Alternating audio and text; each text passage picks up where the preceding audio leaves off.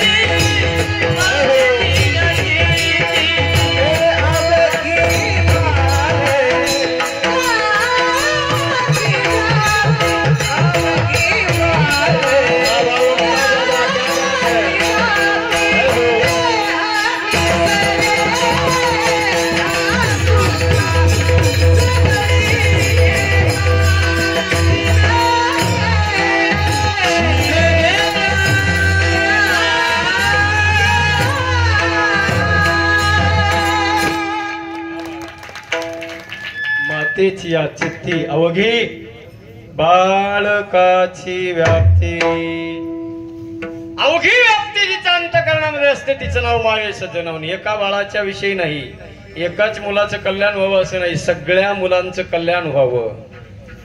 कधी कधी एखाद्या वेळेला माय बापाकडून सज्जन हो कमी अधिक वाटा मिळाला तर मुलं म्हणतात नाही, मोठ्या भावावर जास्त प्रेम आहे आणि धाकट्यावर जरा कमी प्रेम आहे असं नाही. पा माय जी असते ना सज्जन हो, आई जी असते ना, तिचं समान प्रेम सगळ्या पुत्रावर असते. सगळ्या मुलांचं कल्याण झाल्याशिवाय तिच्या अंतकरणाला कधी समाधान वाटत नाही. भरत महाराज,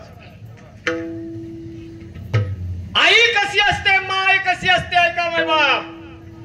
या माझ्या भारत देशामध्ये वारकरी संप्रदायामध्ये महाराष्ट्रामध्ये एक आई होऊन गेली, एक माय होऊन गेली सज्जन हो, जिचं नाव होतं माता मुदालसा.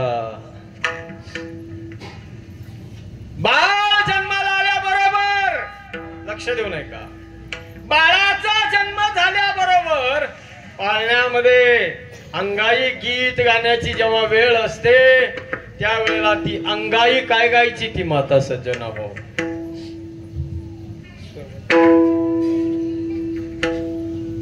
उठी पुत्र जाई बाळ,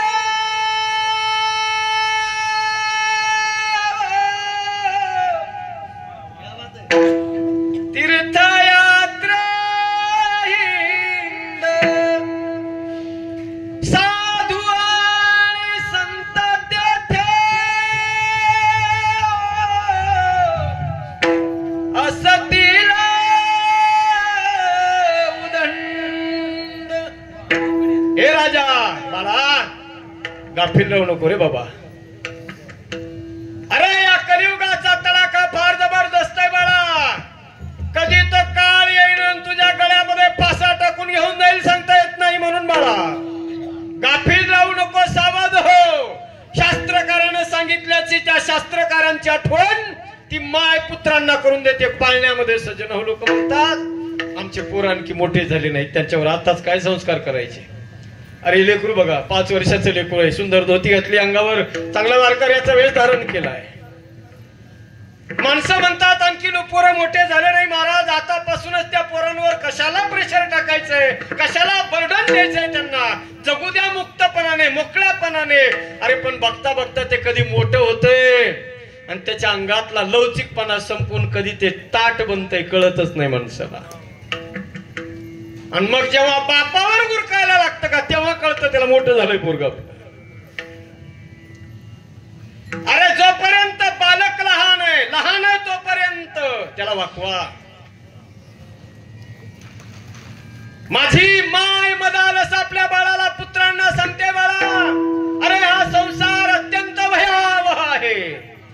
दुःखाशिवाय काही पदरात पडलेला नाही या संसारात कोणाच्या. दुःख बांधवडी दुःख बांधवडी दुःख बांधवडी आहे हा संसार. दुःख बांधवडी दुःख बांधवडी दुःख बांधवडी आहे हा संसार. ओंकार महाराज दुःख बांधवडी दुःख बांधवडी आहे हा संसार. दुःख बांधवडी दुःख बांधवडी दुःख बांधवडी आहे हा संसार. दुःख बांधवडी दुःख बांधवडी